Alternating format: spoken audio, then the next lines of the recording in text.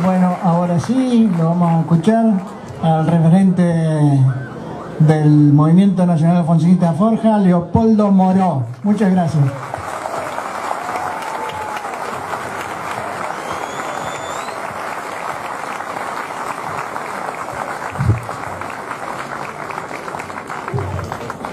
Bueno, lo mío es bastante difícil. El compañero de bancarios hizo un repaso histórico absolutamente acertado. Leandro habló del futuro, Agustín habló del presente. Ustedes tienen frío, yo también, así que remontar esto no va a ser sencillo.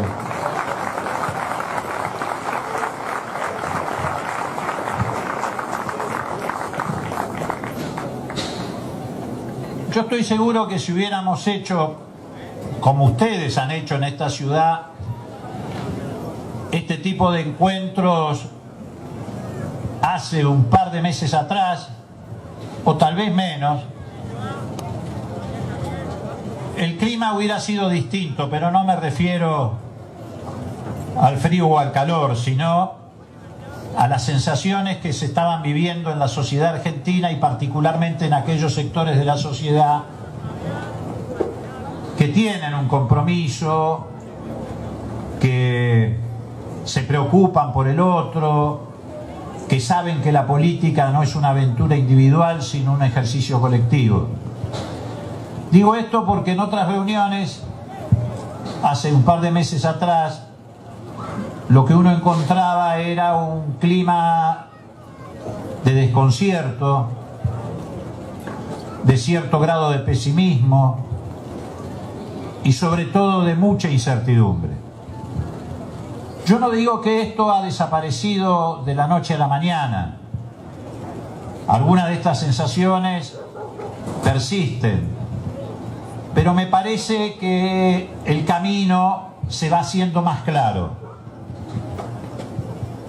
Desde el punto de vista de las políticas gubernamentales, precisamente porque la velocidad y la brutalidad que ha tenido el ajuste ha dejado muy rápidamente al desnudo cuáles son las vigas que sostienen este modelo económico.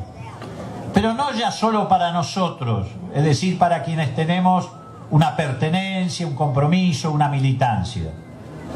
Me da la impresión de que buena parte de la sociedad ya tiene en claro que este es un modelo que apunta a excluir, que apunta, como se dijo aquí, a hacer caer verticalmente el salario y que también se sostiene en una sola alternativa como elemento dinámico de la economía, que es el endeudamiento externo.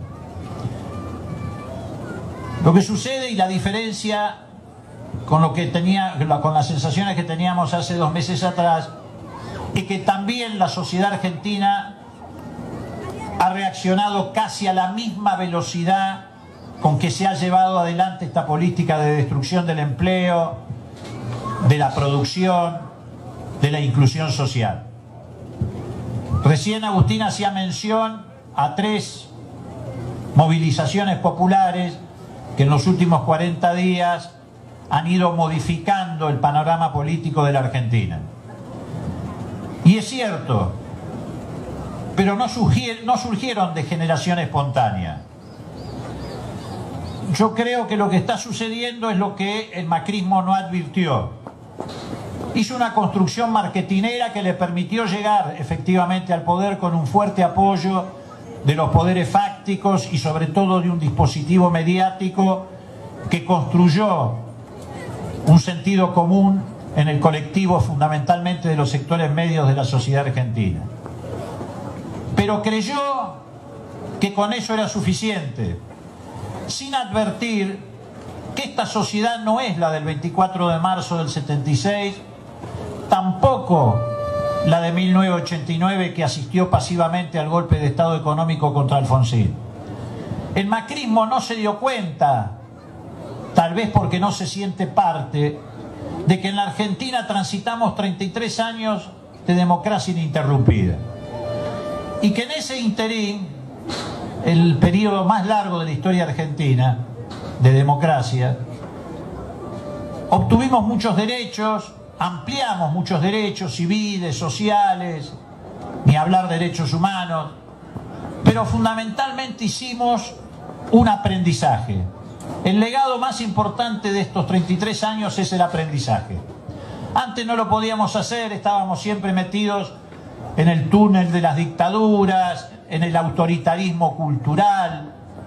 Siempre había algo que nos impedía ver más allá. En estos 33 años la sociedad argentina aprendió cómo se mueven las relaciones de poder en la Argentina. Aprendimos que los que pensamos parecido teníamos que ir reuniéndonos en un solo espacio. Aprendimos cómo iba perdiendo sentido la pelea por camisetas. Se reconfiguró el sistema político argentino. Ya hace mucho tiempo no vivimos más el bipartidismo. En todo caso vivimos, como en el resto de América Latina en general, el bifrentismo, donde precisamente los que pensamos parecido confluimos. Esta es una sociedad que hizo un aprendizaje, pero además de hacer un aprendizaje, además de elevar su nivel de conciencia gracias a esta práctica democrática ininterrumpida, también, y sobre todo en estos últimos años, la sociedad argentina elevó su calidad de vida, incluyó sectores, subió escalones en esa calidad de vida y fundamentalmente conquistó muchos derechos. Y esto el macrismo no lo advirtió, o creyó que lo podía adormecer, como se decía aquí, por ejemplo,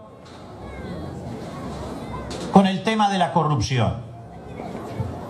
Como no le pudieron hacer a Cristina los poderes fácticos el golpe de estado económico que le hicieron a Alfonsín, no se encontraron, a pesar de lo que dicen, con una situación de desmadre económico que pudiera justificar los ajustes que están llevando adelante. Entonces, en sustitución de esa circunstancia o de esa herencia, de la famosa pesada herencia que hoy muchos estamos reclamando que vuelva, lo que hicieron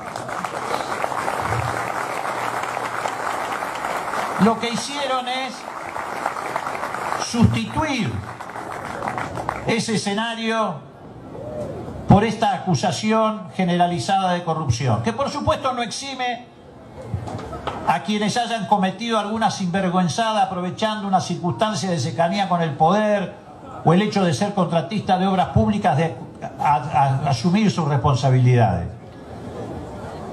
Pero además también le sirvió no solamente para llevar adelante el ajuste y tratar de desplazar del debate público las consecuencias de esas políticas, sino, como se viene a descubrir ahora, también para tapar su propia corrupción, que es una corrupción estructural.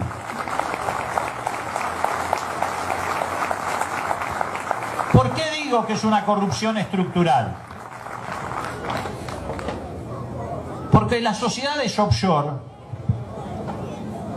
no son una herramienta circunstancial que un sinvergüenza utiliza. Es parte de un mecanismo que alimentó a grupos corporativos a lo largo de décadas en la Argentina. Porque es en última instancia el lugar donde va a parar la fuga de capitales que a lo largo de décadas en la Argentina ellos promovieron, y no solamente en gobiernos dictatoriales, sino incluso en gobiernos democráticos. Es una herramienta, un eslabón necesario de una cadena que termina allí ocultando esa fuga de capitales. Fuga de capitales que no solamente le permite ocultar bienes, lavar dinero, sino que fundamentalmente además empobrece a la sociedad argentina y ha sido un obstáculo para el desarrollo de la Argentina. Muchas veces hablamos de esta restricción que tienen los modelos nacionales y populares cuando precisamente, aunque parezca contradictorio, alimentan los mercados internos, los expanden, alimentan el consumo y siempre se terminan enfrentando a la restricción externa precisamente por la falta de divisas y de recursos. Cambiar la matriz productiva, como se ha dicho aquí, implica, en el futuro va a ser un debate en torno a esta cuestión, porque nos enfrenta siempre a esa paradoja. Paradoja que fue la que llevó a que el gobierno de Cristina pusiera en marcha mecanismos frente a la crisis internacional de administración del comercio, de administración de las divisas, en general de administración de las variables fundamentales de la economía argentina que fueron recuperadas a partir del 2003. Así como Alfonsín recuperó la democracia y terminó con la dictadura para siempre, Néstor y Cristina recuperaron para los argentinos el manejo de la economía frente a lo que habían sido los modelos neoliberales y recuperamos el derecho a manejar nuestra política cambiaria, tributaria.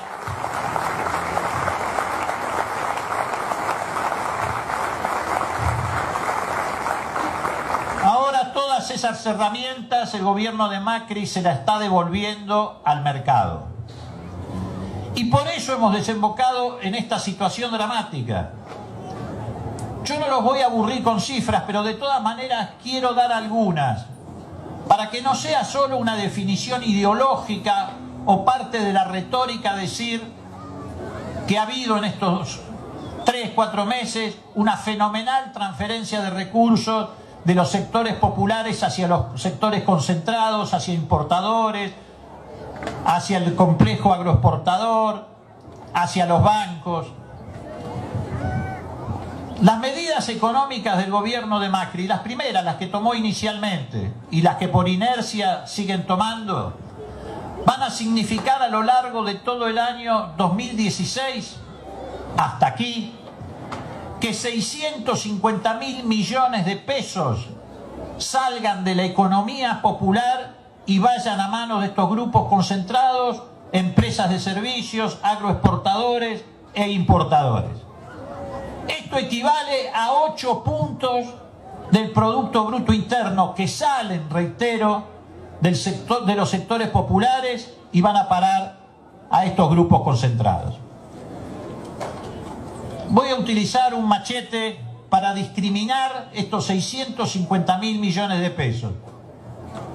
De modo tal de que nosotros mismos nos llevemos una dimensión de lo que estamos hablando y si circunstancialmente pasa un compatriota por acá que se ha parado a escucharnos, también pueda llevarse eso. Pero además, ¿saben por qué voy a dar estas cifras? Porque grafican muy bien el modo en que la sociedad argentina fue engañada y manipulada en los últimos años por los que demonizaron algunas políticas, como por ejemplo la política de subsidios.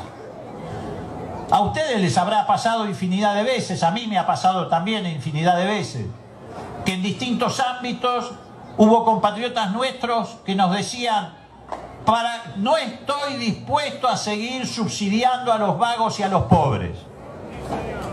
Bueno, ahora están subsidiando a los ricos y a los empresarios.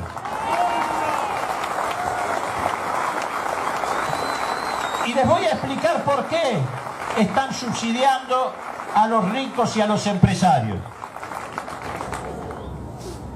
40.000 millones de pesos se van a transferir desde los sectores populares hacia las empresas de servicios por el ajuste de las tarifas eléctricas.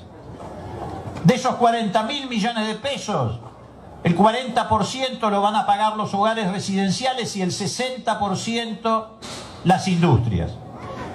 Por supuesto que el impacto es muy fuerte sobre los hogares residenciales, pero también el impacto es muy fuerte en el sector industrial porque tiene un efecto rebote, como ya se habrá explicado muchas veces en este tipo de reuniones y en tantas otras. Particularmente en el caso de las pequeñas y medianas empresas del sector industrial y más particularmente todavía en las electrodependientes, esto tiene un efecto demoledor que impacta inmediatamente sobre el nivel de empleo. Hay empresas que han recibido facturas de electricidad equivalentes a la masa salarial que venían pagando.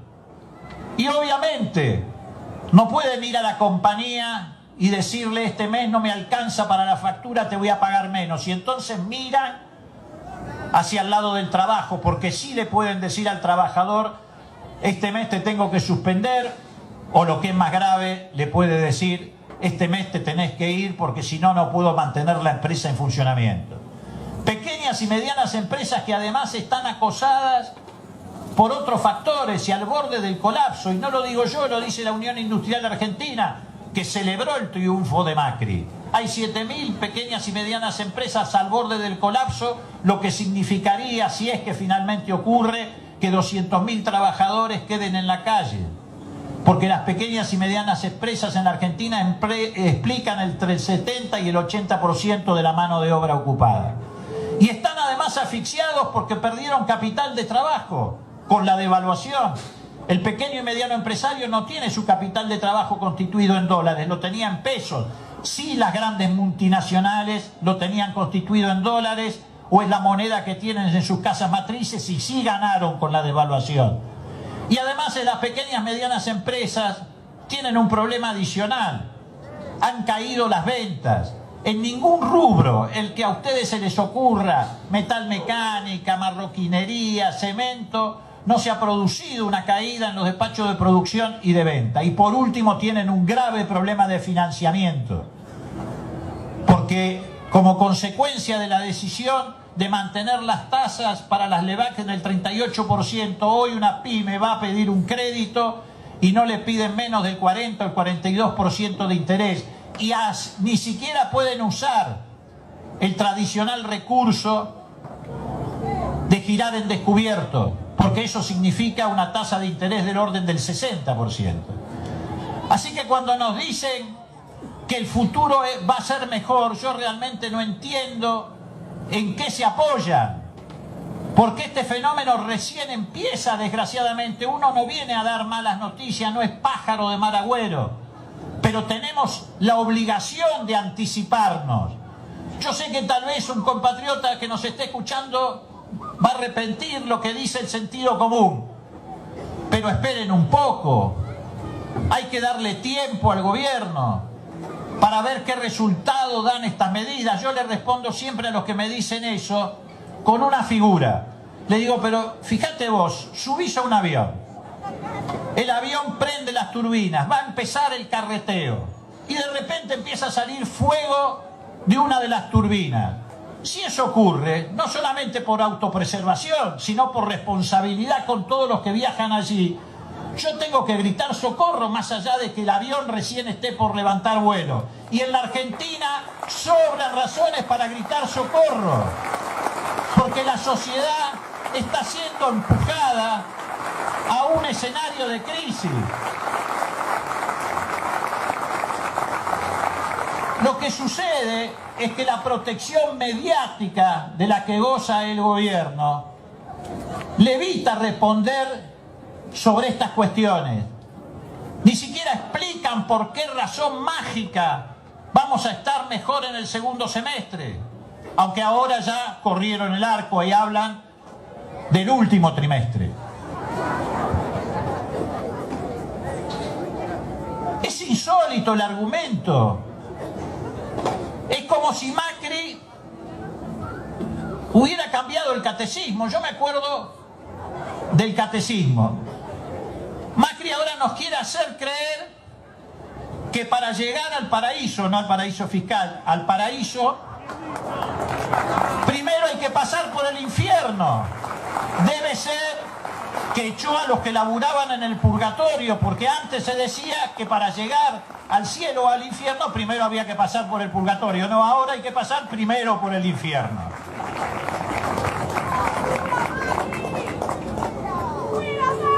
Otros 100.000 millones de pesos los argentinos los resignamos por el aumento de la carne. Los argentinos consumimos aproximadamente 50 kilos de carne per cápita. El aumento promedio fue de 50 pesos. 60.000 millones de pesos los resignamos, los resigna el bolsillo de la economía popular por ajustes en las facturas de gas. 13.000 millones de pesos por los aumentos en el área metropolitana de colectivo, el que viene ahora de subterráneo y de trenes. 3.500 millones también en el área metropolitana por el aumento de agua. 25.000 millones de pesos por el aumento en el pan. Aumentó en promedio 8 pesos el kilo de pan. Los argentinos consumimos aproximadamente 80 kilos por habitante por año. 320.000 millones de pesos por el efecto de la devaluación en las importaciones. Nosotros importamos aproximadamente por 64.000 millones de dólares al año insumos, bienes, servicios. Al producirse una devaluación que encareció cada uno de esos dólares en 5 pesos, lo multiplicamos por los 64.000 millones y esto significa que 320.000 millones de pesos adicionales van a salir del bolsillo de los argentinos para pagar el encarecimiento de estas importaciones.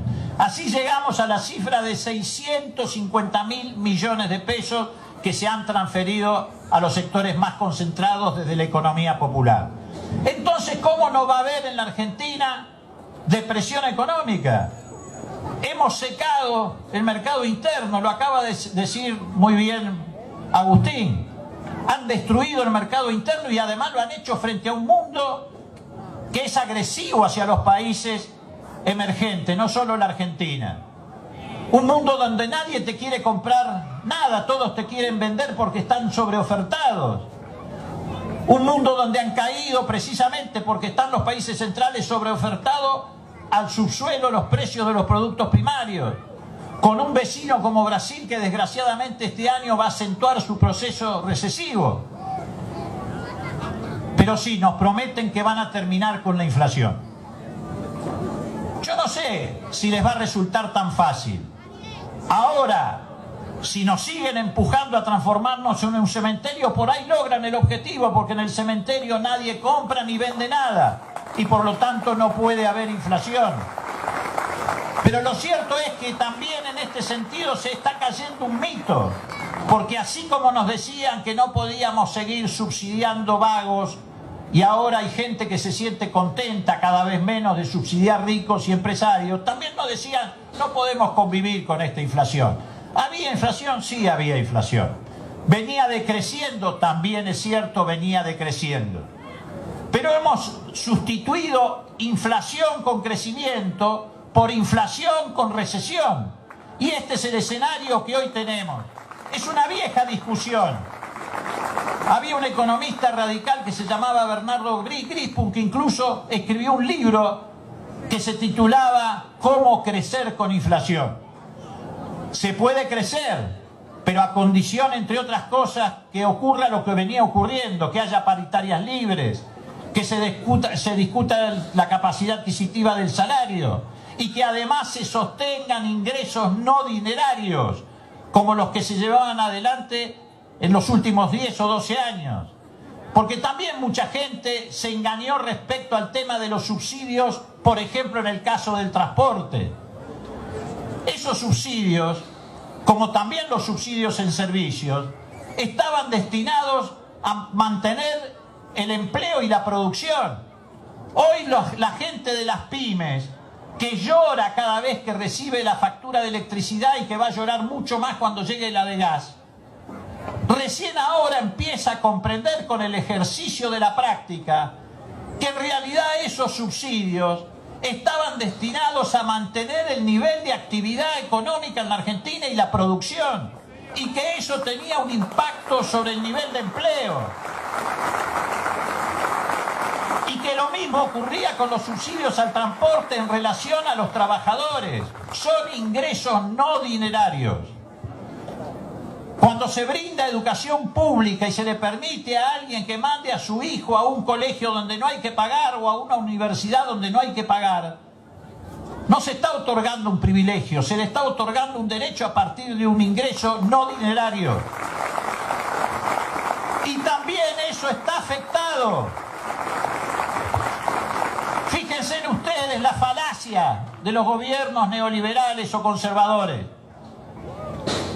Muchas veces cuando se hace una discusión con ellos, no solamente te quieren cerrar la discusión diciendo son todos corruptos, sino cuando se la ven en figurillas también te cierran la discusión diciendo, no, bueno, el problema es que falta educación.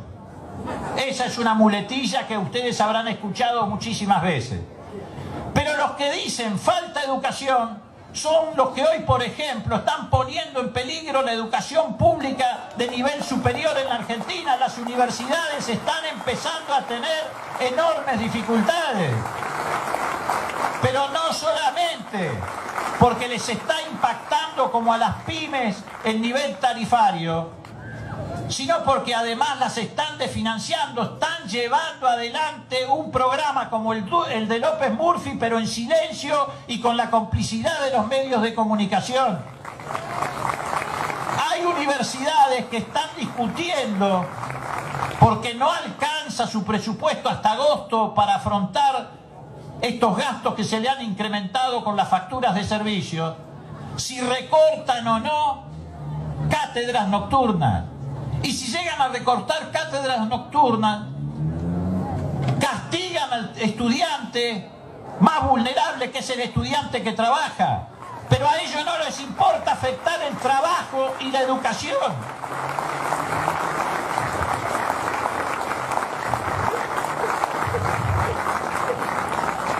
Pero todo esto se va haciendo cada vez más visible. Por eso es muy importante la convocatoria que hizo Cristina al Frente Ciudadano.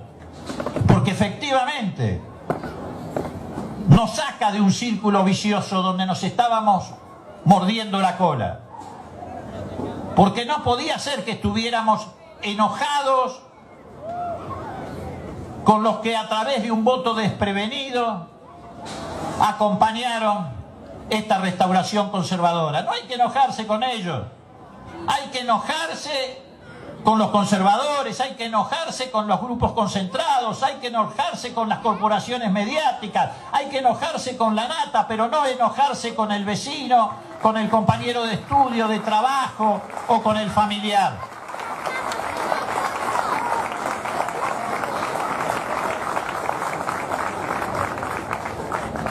Y además, ya ha sido suficientemente explicado la naturaleza del Frente Ciudadano. Yo simplemente en esto quiero agregar una reflexión más. También la denominación implica trazar una raya que política, cultural y filosóficamente nos separa de los conservadores y de los neoliberales. Ellos ven al sujeto humano como cliente, como usuario, como consumidor. Nosotros lo vemos como ciudadano, que es una categoría que está por encima de las que ellos categorizan al ser humano.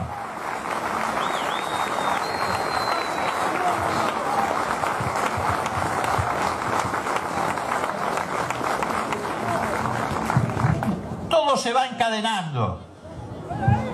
La historia hace su trabajo, pero también hay que ayudarla. Hay que ayudarla con anticipación, con lucidez, con inteligencia, con trabajo, con esfuerzo, con militancia. Por eso hay que consolidar este espacio. Y por eso va cambiando el clima. Por esto que se señalaba recién, por estos eslabones que se han ido uniendo, el del 24 de marzo, el del 13 de abril, el de ayer.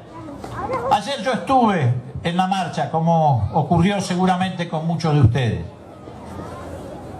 Alguna gente tal vez no comprendió la importancia de estar allí. Yo no diría que desde el prejuicio, pero desde la prevención algunos nos decían: yo no marcho porque va a estar fulano o porque va a estar tal o cual dirigente.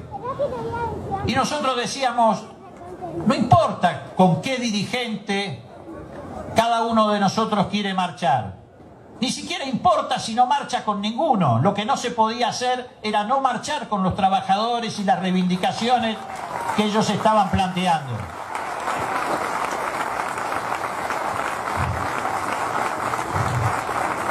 Esto también es entender la naturaleza de la convocatoria que nos hicieron con el Frente Ciudadano. Del mismo modo que es importante entender, no para resignarnos, pero sí para armarnos de la paciencia suficiente, que si hemos aceptado la vía democrática, la única manera de transformar esto es, en primer lugar, cohesionando el 49% de los argentinos que acompañaban la continuidad del modelo nacional con las correcciones que eventualmente había que introducirle. Y en segundo lugar, haciendo el esfuerzo por recuperar de ese 51% que desprevenidamente acompañó este modelo creyendo en un cambio que era de naturaleza estética y ahora que se les revela de naturaleza estructural para que vuelvan otra vez a confiar en un proyecto nacional, popular, democrático, inclusivo, humanista y progresista.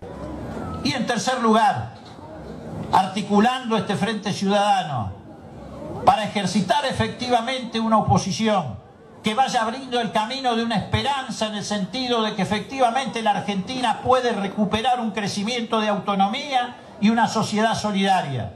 Y en cuarto lugar es muy sencillo, haciendo todo esto para ganar la elección del 2017 y frenar el proceso de desarrollo de este modelo.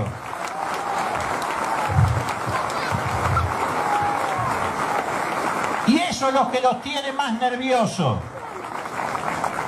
Que el ejercicio democrático puede frenar mucho más rápido que en experiencias anteriores el intento de llevar adelante una política neoliberal. Por eso en Brasil están haciendo lo que están haciendo, porque tienen miedo al triunfo de Lula y por eso quieren destruir el liderazgo de Lula y al PT. Por eso hacen lo que hacen en Argentina con Cristina Kirchner, porque además de la destrucción material del pueblo argentino, quieren destruir los símbolos del movimiento nacional y popular y democrático de la Argentina. Y por eso hay algunos que representan a estos poderes fácticos que van más allá. Incluso están imaginando generar un estado de excepción a través de una conmoción institucional, porque no les gusta nada la idea de que todo el esfuerzo que hicieron para volver a restablecer los privilegios de los grupos corporativos en la Argentina se les corte en el 2017. Hay algunos como Mañeto y Lorenzetti que están llevando adelante a partir de la coalición entre los grupos mediáticos y el Partido Judicial un intento de empujar a la política al barro. Y si Macri se cree que se va a salvar, está equivocado. Hoy Macri no aguantaría, no 40, una tapa de Clarín. Es un rehén. Porque le descubrieron sus debilidades morales, que las tiene y son muchas. Entonces también en ese sentido hay que estar muy atentos. En definitiva, entonces, hay que seguir por el sendero que venimos, corrigiendo lo que tenemos que corregir de nosotros mismos.